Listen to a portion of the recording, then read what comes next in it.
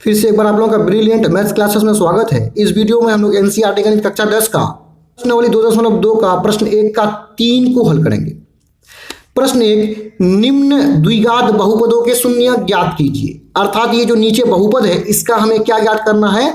शून्य ज्ञात करना है। शून्य से तात्पर्य ये है कि इस बहुपद का हमें यक्स का मान ज्ञात करना है। यक्स के मान को ही शून्य कहते हैं। और आगे क्या है?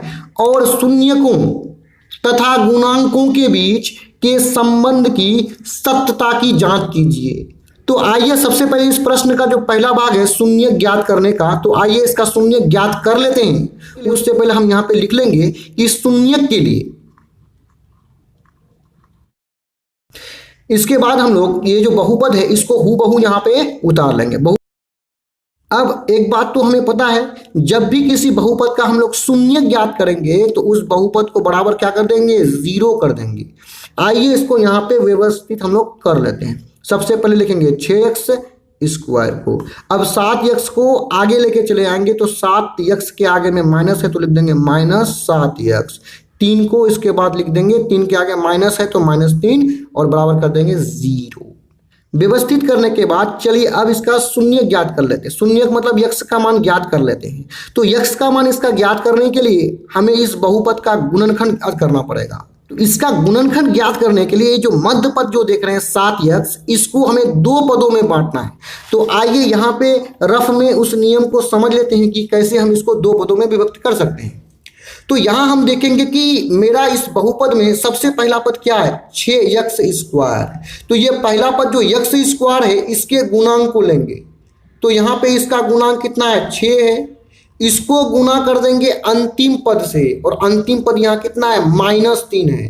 अर्थात 6 को -3 यानी अंतिम पद से गुना करेंगे तो हो जाएगा 6 तिया 18 और प्लस माइनस माइनस। अब हम ये जो 7 जो बीच में है इसे अब हमें 2 संख्याओं में विभक्त करना है, और उसका क्या कंडीशन है उसको यहाँ समझिए। यहाँ 7 के आगे में माइनस है तो माइनस लगा लेंगे।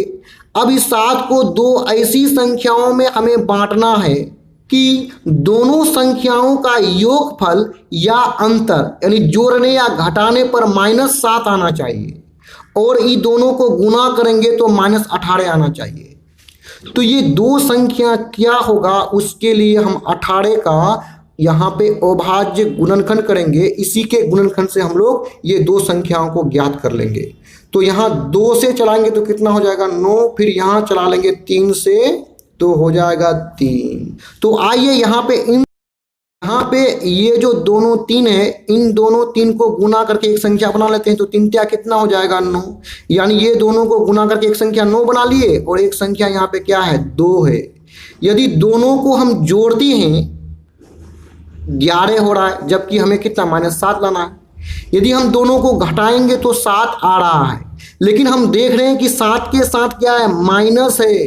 तो बड़ा वाला संख्या पर हम लोग क्या लगा देंगे? माइनस लगा देंगे, और छोटा वाला जो संख्या है उस पर हम लोग माइनस नहीं लगाएंगे, उसको प्लस में रखेंगे। यदि हम 2 से इस 9 को घटा दें तो कितना होगा? -7। अर्थात घटाने पर -7 आ रहा है। चलिए एक तो कंडीशन पूरा कर रहा है। दूसरा कंडीशन ये कि दोनों को गुना करेंगे तो ये -18 होना चाहिए।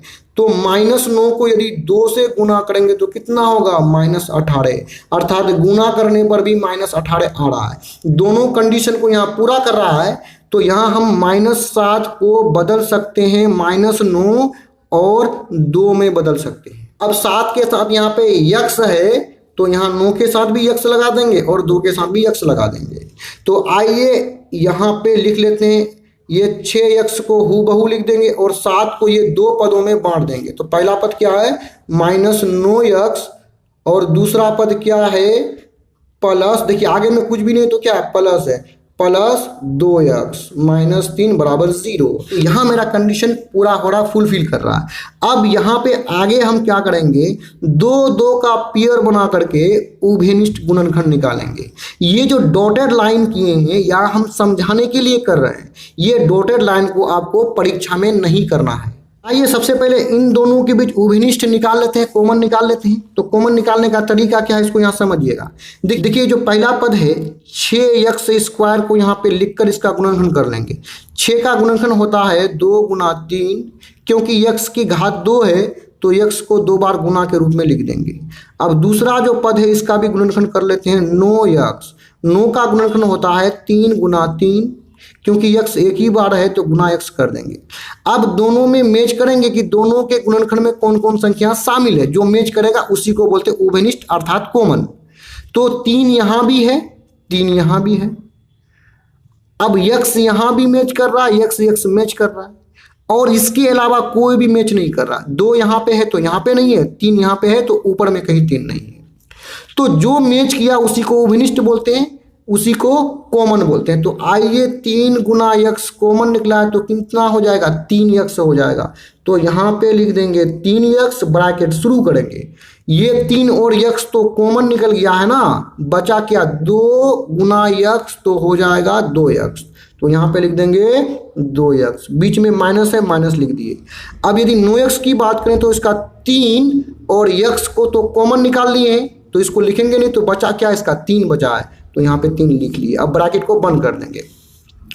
अब दूसरा में आते हैं। दूसरा में हमको देखने से ये पता चलता है कि सबसे पहले क्या है, इसका 2x है, उसके बाद -3 है। तो यहाँ 2x का गुणनखंड हो जाएगा 2 गुना x और 3 का गुणनखंड हो जाएगा 3। अब हम देख रहे हैं कि दोनों के गुणनखंड में कोई भी संख्या मैच नहीं कर रहा है। यहाँ पे 2 है तो यहाँ पे नहीं है, यहाँ पे 3 है तो यहाँ पे नहीं है। जब दोनों के गुणनखंड में कुछ भी मैच नहीं करेगा तो हम किसी भी संख्या में गुना के रूप में 1 लिख सकते हैं। तो ऊपर और नीचे वाला संख्या में गुना के रूप में 1 लिख देंगे, जिससे क्या होगा, ये 1 जो है दोनों में उभयनिष्ठ हो जाएगा। तो यहाँ गुना 1 लिखे तो दोनों में 1 कॉमन निकल रहा है तो यहाँ 1 लिख देंगे। अब इसमें जो उभयनिष्ठ नहीं है वो क्या है, 2 गुना x है तो 2 गुना x हो जाएगा 2x, बीच में माइनस है लिख देंगे। इसमें 1 को कॉमन निकाले तो बचा क्या, 3 को यहाँ पे लिख लेंगे, ब्रैकेट को बंद करेंगे, बराबर 0 कर देंगे। अब क्या करेंगे, यहाँ पे आसानी से देख रहे हैं हम कि ये जो पहली ब्रैकेट और दूसरी ब्रैकेट जो है ये दोनों क्या है, समान है। तो ये दोनों ब्रैकेट को जब कॉमन निकालेंगे तो इन दोनों ब्रैकेट में से केवल एक ही ब्रैकेट को लिखा जाएगा, अर्थात दोनों ब्रैकेट में एक ब्रैकेट को लिख देंगे। उसके बाद यहाँ क्या बचा है, दूसरा ब्रैकेट में ले लेंगे 3x और यहाँ पे बचा है +1, जो बचा है ये दोनों को दूसरे ब्रैकेट में ले लिए, बराबर कर देंगे 0। यहाँ पे अब हमें 2 गुणनखंड मिला है और दोनों गुणनखंड आपस में गुना होकर के 0 हो रहा है। तो इसका अर्थ ये हुआ कि एक बार इस गुणनखंड को हम बराबर 0 कर देंगे और एक बार इस गुणनखंड को बराबर 0 कर देंगे। तो आइए यहाँ पे लिखना शुरू करते हैं उसको कि जब ये जो पहला गुणनखंड है 2x - 3 को बराबर करेंगे 0, तब x का मान क्या निकलेगा उसको देखिए। 2x बराबर लिखेंगे, इस पक्ष में 0 है, 3 को इस पक्ष में लेके आएंगे +3 हो जाएगा, या 2x बराबर 0 + 3 हो जाएगा 3। अब आगे बढ़ाते हुए x का मान यहाँ निकल जाएगा। x बराबर 2x के साथ गुना के रूप में है, इस पक्ष में आते आते भाग लग जाएगा। अब दूसरा जो गुणनखंड है इसको भी बराबर 0 करेंगे। 3x बराबर 0 इस पक्ष में है, 0 1 इस पार आएगा, 1 आते आते माइनस हो जाएगा, या 3x बराबर 1 हो जाएगा -1, या x बराबर -3 इस पक्ष में गुना के रूप में, इस पक्ष आते आते भाग लग जाएगा। तो यहाँ पे हमें x का 2 मान प्राप्त हुआ है तो यहाँ पे लिख देंगे अतः x बराबर यहाँ पे है, और x का जो दूसरा मान जो है -1/3, अर्थात x का जो यही 2 मान है इसी को हम लोग शून्य कह दें। अब इस प्रश्न का जो दूसरा भाग है उसको भी हम लोग ले लेते हैं, अर्थात दूसरा भाग में हम लोगों को क्या करने के लिए कहा था, जांच करने के लिए कहा। तो यहाँ पे लिख देंगे जांच, और हमें जांच क्या करना है उसको यहाँ देखते हैं। हमें जांच करना है कि अल्फा प्लस बीटा बराबर होता है -b/a और अल्फा इंटू बीटा बराबर होता है c/a। यहाँ पे आप जो अल्फा और बीटा को देख रहे हैं इसको बोलते हैं शून्यक, यानी अल्फा और बीटा शून्यक है और यहाँ ए बी और सी जो है वो क्या है, गुणांक है। ये शून्यक और ये गुणांक है, इसके बीच जो ये संबंध है इसी को बोलते हैं गुणांक, और इसके बीच शून्यकों के बीच क्या संबंध बोलते हैं। तो ये सत्य तभी होगा जब दोनों तरफ आपस में क्या हो, बराबर हो। हम लोग ये दोनों में से किसी एक मान को अल्फा मान लेंगे, किसी दूसरे मान को क्या मान लेंगे, बीटा मान लेंगे। तो यहाँ पे आइए मान लेते हैं, लिखेंगे माना कि पहले मान को अल्फा मान लेते हैं, अल्फा बराबर 3/2, और दूसरा मान जो है -1/3, इसको बीटा मान लिए।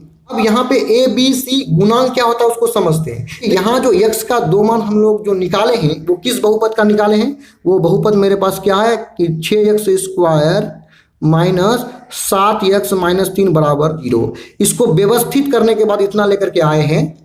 तो इस बहुपद में जो x² के साथ गुना में रहता है उसको कहते हैं a, जो x के साथ गुना में रहेगा उसको b कहेंगे, और अंत में जो अचर पद होगा जिसके साथ x गुना के रूप में नहीं रहेगा उसको कहेंगे c। क्या कहेंगे, c कहेंगे। इस हिसाब से यहाँ a कितना हो गया, 6 हो गया। तो यहाँ पे लिख लेंगे a बराबर 6। x के गुणांक को b कहेंगे, तो b बराबर कितना है, देखिए 7 के साथ माइनस भी है तो माइनस को ले लेंगे। अब ये अंतिम वाला जो है इसको -c को c बोलेंगे, कितना, -3।